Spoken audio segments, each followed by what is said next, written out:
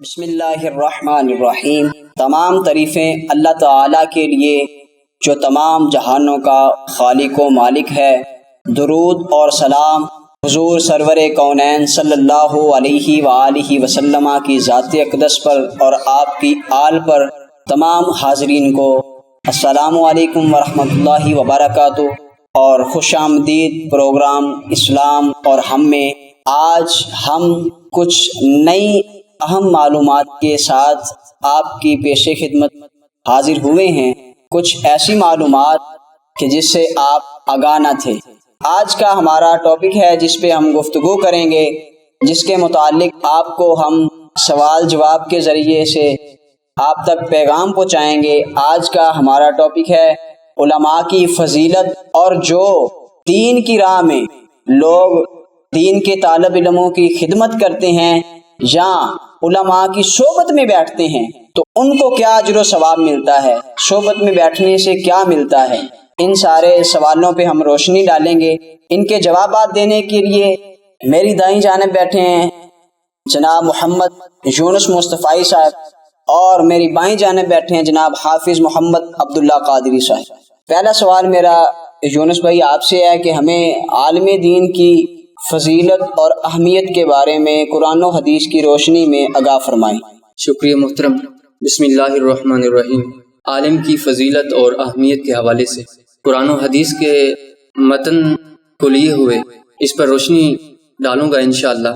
اللہ تعالیٰ اپنی لاریب کتاب قرآن مجید فرقان حمید کے اندر یہ پیغام واضح طور پر فرما دیتا ہے کہ انما یخشی اللہ من عبادہ العلماء، کہ بے شک علماء ہی اللہ سے ڈرتے، بے شک علماء ہی اللہ سے ڈرتے ہیں۔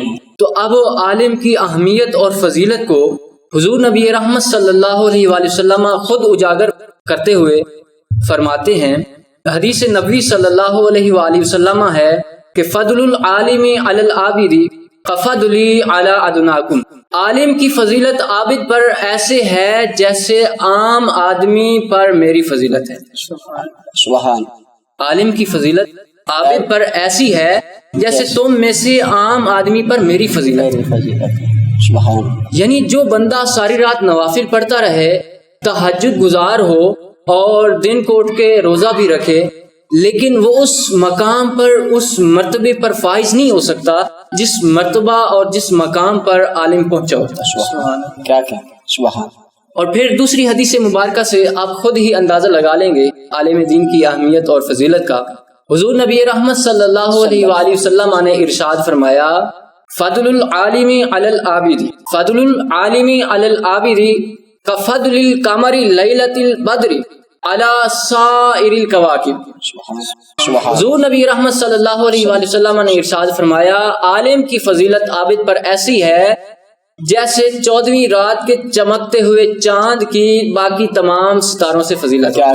سبحان اللہ، سبحان اللہ۔ یعنی جس طرح باقی ستارے بھی تو چمک رہے ہوتے ہیں، لیکن ان کی وہ فضیلت نہیں ہوتی جو 14ویں رات کا چاند جو ہے چمک رہا ہوتا ہے۔ بے شک ایسے۔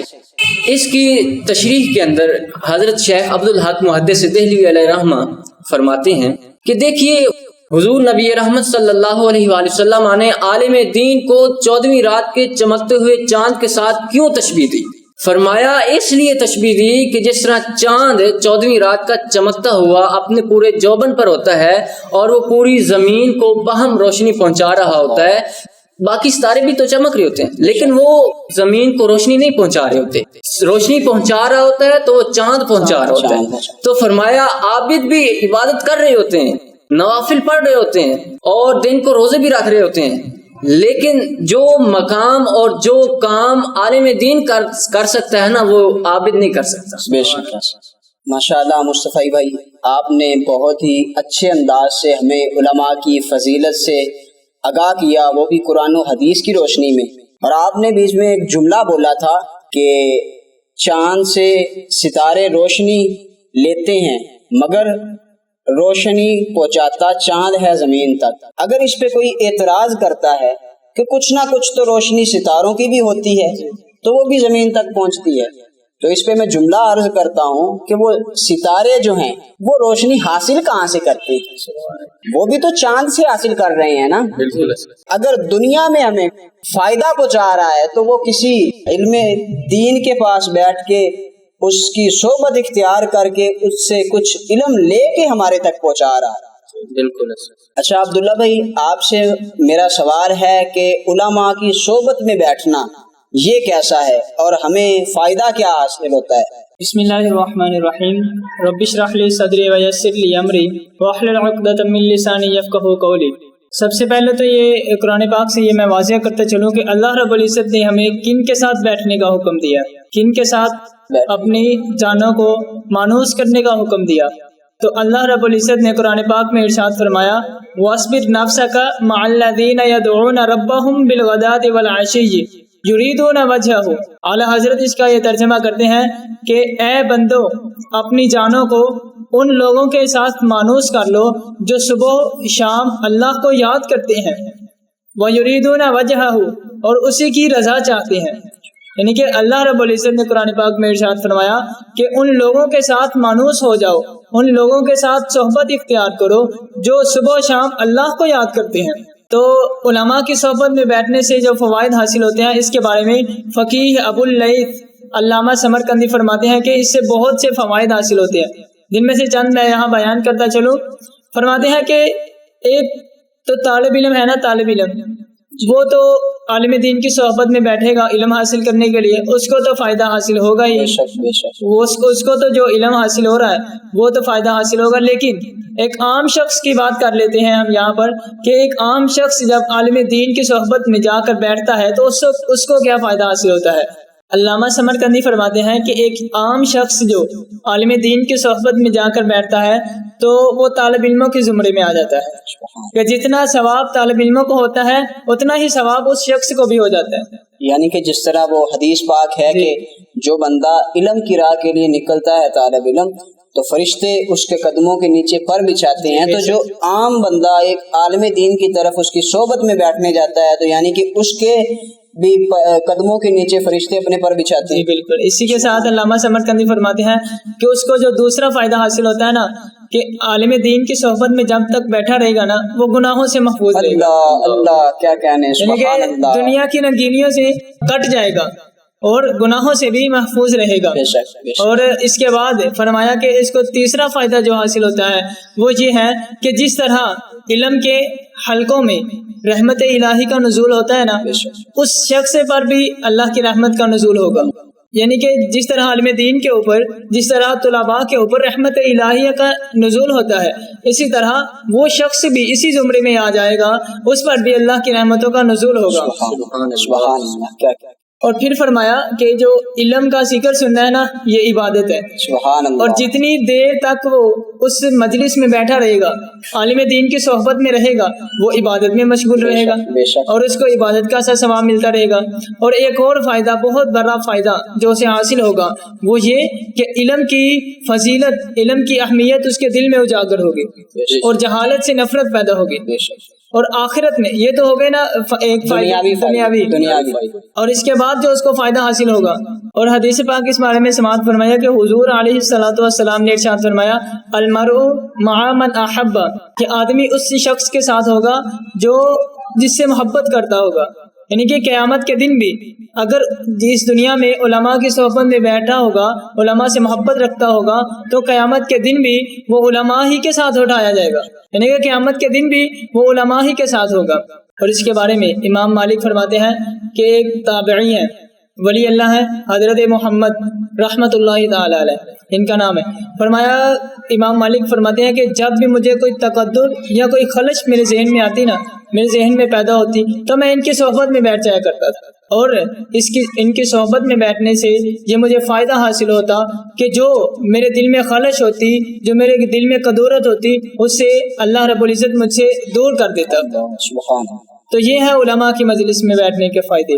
اللہ رب العزت سے دعا ہے کہ اللہ رب العزت ہمیں علماء کی صحبت اور ان سے محبت کرنے کی توفیق عطا فرما دے.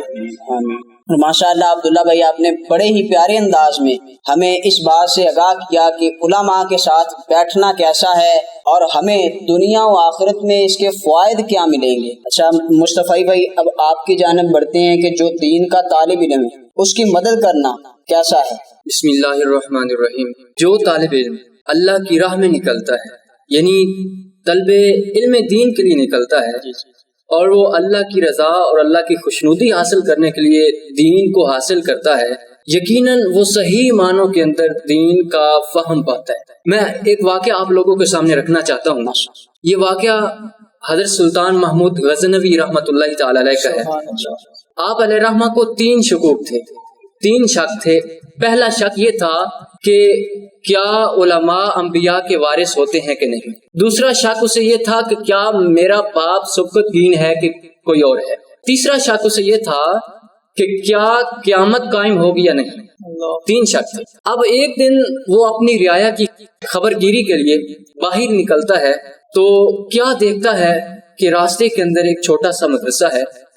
اس کے ارد گرد چھوٹی سی 4 دیواری ہے جس کے اندر ایک بچہ بیٹھ کے اپنے اسباق کلیئر کر رہا ہے، اسباق کو یاد کر رہا ہے. اس کے پاس ایک چراغ ہے لیکن چراغ کو جلانے کے لیے اس میں تیل نہیں ہے. تو جب بچہ سبق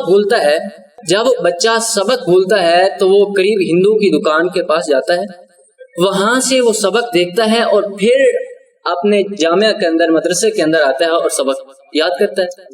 اس طرح پھر جب بولتا ہے پھر قریب ہندو کی دکان ہے وہاں جاتا ہے اور سبق یاد کرتا ہے. یعنی کہ ہندو کی دکان پہ وہ روشنی پانے کے روشنی چراغ کے جو ہے نا وہاں چراغ جل رہا تھا ہندو کی دکان پہ. وہاں جاتا ہے، وہاں جا کے اپنا سبق دیکھتا ہے جو بولا ہوا، وہاں سے سبق یاد کر دیکھتا ہے اور آ کے اپنے مدرسے کے اندر پھر اسے یاد کرتا ہے. اس طرح جب یہ معاملہ سلطان محمود غزنوی نے پہلی مرتبہ اپنی آنکھوں سے ملاحظہ کیا تو رحم پیدا ہو گیا، ترس آ گیا. اور جو اس کا خادم لالٹین اپنے ہاتھوں میں لیے آگے آگے چل رہا تھا، وہ سونے کی لالٹین اس نے اس بچے کو دے دی. یعنی کہ تم اس کے ذریعے علم حاصل کرو. اب جب اس نے وہ سونے کی لالٹین اس بچے کو دی تو بچہ خوش ہو گیا. اب جو ہی بچہ خوش ہوا ہے ادھر نبی رحمت صلی اللہ علیہ وآلہ وسلم خوش ہو. کیا کہنے سبحان اللہ. اب دیکھیے رات کو پھر سوتے ہیں. سلطان محمود غزنوی علیہ رحمہ رات کو سوتے ہیں، مقدر جاگتے ہیں. حضور نبی رحمت صلی اللہ علیہ وآلہ وسلم تشریف لاتے ہیں. سبحان اللہ. حضور تشریف لاتے ہیں اور مسکرا کر فرماتے ہیں. اب جو اس کو 3 شکوک تھے، شبہات تھے، وہ ایک جملے کے اندر دور فرما دیتے ہیں. سبحان اللہ. اور دیکھیے یہاں لطف وہ میں آپ کو بعد میں بتاتا ہوں. پہلے یہ جملہ دیکھیے حضور علیہ الصلوۃ والسلام نے جو ارشاد فرمایا اے سبکت دین کے بیٹے محمود، آج تو نے میرے ایک وارث کی قدر کی ہے، کل قیامت کے دن میں تیری شفاعت فرماؤں. سبحان اللہ. ایک جملہ بولا، تینوں شکوک دور. یعنی کہ رسول اللہ صلی اللہ علیہ وآلہ وسلم نے آپ کے والد کے نام سے آپ کو پکارا، آپ کی نسبت ان کی طرف کی. ایک تو یہ شبہ دور ہو گیا. 3 شکوک تھے. پہلا شک انہیں یہ تھا کہ کیا علماء انبیاء کے وارث ہوتے ہیں کہ نہیں، وہ بھی آپ علیہ الصلوۃ والسلام نے جو ہے نا حل فرما دیا. دوسرا تھا کہ کیا میرا باپ سبقت دین ہے یا کوئی اور، وہ بھی حل ہو گیا. کیونکہ کہا نا کہ سبقت دین کے بیٹے محمود، اب یہ بھی حل ہو گیا. تیسرا تھا کہ کیا قیامت قائم ہوگی یا نہیں، تو یہ بھی حضور نے فرمایا کل قیامت کے دن میں تیری شفاعت فرماؤں. سبحان اللہ. یعنی الفاظ تھوڑے ہوں لیکن معانی کثیر ہوں. اب دیکھیے جو میں بات بتانا چاہتا ہوں کہ ایک طالب علم کی، دین کے طالب علم کی خدمت کا صلہ یہ ملا ہے کہ حضور علیہ الصلوۃ والسلام جو ہے زیارت فرما رہے ہیں. سبحان اللہ. اور دوسری حدیث مبارکہ میں آپ لوگوں کے سامنے رکھنا چاہتا ہوں جس کا مفہوم اور ترجمہ یہ بنتا ہے کہ جس کسی نے کسی عالم دین کی یا کسی دین کے طالب علم کی ٹوٹے ہوئے قلم کے ساتھ یا پھٹے ہوئے کاغذ کے ساتھ مدد کی، فرمایا اس نے اللہ کے گھر کعبۃ اللہ کو 70 بار تعمیر فرمایا.